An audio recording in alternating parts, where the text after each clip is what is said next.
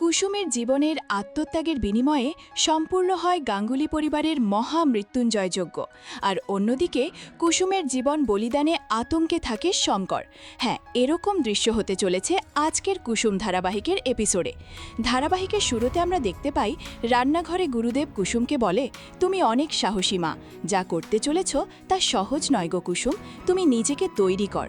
কথাটা বলে গুরুদেব চলে যায়। তখন আয়ুষ্মান এসে কুসুমকে জিজ্ঞেস করে, তোমার আর গুরুদেবের মধ্যে কি কথা হয়েছে আমি জানি না, তবে গুরুদেব তোমাকে কেন জিজ্ঞেস করলো নিজেকে তৈরি করতে, কেন বলো তুমি অনেক সাহসী? কুসুম কিছু না বলে চুপচাপ দাঁড়িয়ে থাকে। এদিকে আয়ুষ্মান সমানে কুসুমকে প্রশ্ন করতেই থাকে। তখন কুসুম বলে, এই বাড়িতে গুরুদেবের কথা একমাত্র দেবীমা ছাড়া কেউ বোঝে না। গুরুদেব কি কথা বলে সবকিছু আমার মাথার ওপর দিয়ে যায়।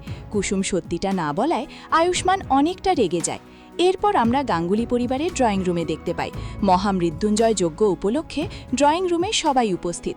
সেখানে গুরুদেব মৃত্যুঞ্জয় যজ্ঞ করতে থাকে এবং পুজোর আরতি করতে থাকে। এদিকে ইন্দ্রাণী মনে মনে বলে, আর কিছুক্ষণ ঠাকুর, এই পুজোটা সফল করে দাও, তুমি আমার ছেলের প্রাণ বাঁচিয়ে দাও। অপরদিকে আয়ুষ্মান মনে মনে বলে, আজকে আমি আমার মনের কথাটা আমাকে বলতে চাই, তুমি সেই সুযোগটা করে দাও। অন্যদিকে কুসুম মনে মনে বলে, ঠাকুর তুমি দেখো, আমি চলে যাওয়ার পরেও যেন ছোট সাহেব সহ এই বাড়ির সুখ শান্তি অটুট থাকে। ওদিকে শঙ্কর মনে মনে বলে, এই বাড়ির ওপর থেকে কালো ছায়া উঠে গেলেও আমার মেয়ে জীবনে কালো ছায়া নেমে আসবে, আর আমি বাবা হিসেবে সেটা কিছুতে মেনে নিতে পারবো না। পরের সিনে আমরা দেখতে পাই গুরুদেব আয়ুষ্মানকে পুজোর আরতি করতে বলে। তখন আয়ুষ্মান মনে মনে বলে, আজকে তুমি আমার অনেক দূরে দাঁড়িয়ে আছো, কিন্তু খুব শীঘ্রই তুমি আমার পাশে থাকবে কুসুম।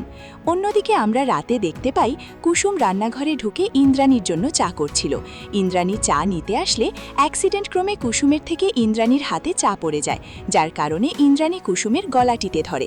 মূলত যে দৃশ্যটুকু দেখানো হলো সেটা শঙ্করের স্বপ্ন।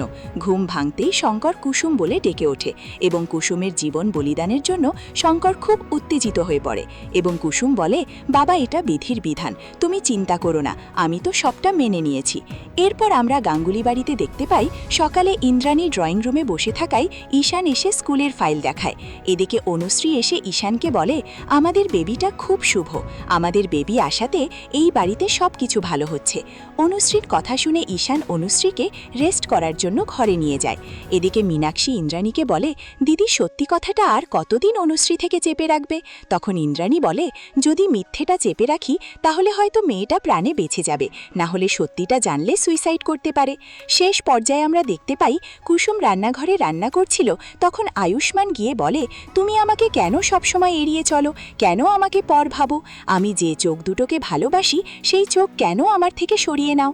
এদিকে কুসুম কিছু না বলেই আনমনে কাজ করতে থাকে এবং প্লাকের মধ্যে বেলেন্ডারে সুইচ দিতে আগুন লেগে যায়, যেটা দেখে আয়ুষ্মান কুসুমকে জড়িয়ে ধরে এবং পরক্ষণের মধ্যেই বাড়ির সবাই এসে উপস্থিত হয়। এদিকে দীপালি, আগে আমার ঠিক করা উচিত ছিল, তবে কাজের চাপে ইলেকট্রিশিয়ানকে ডাকতে ভুলে গিয়েছিলাম।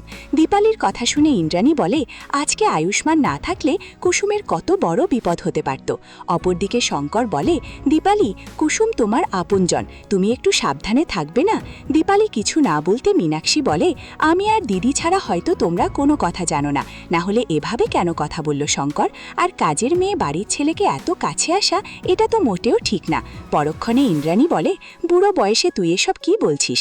কুসুম আয়ুষ্মানের ভালো বন্ধু, তাছাড়া একজনের বিপদে আরেকজন ঝাঁপিয়ে পড়বে না।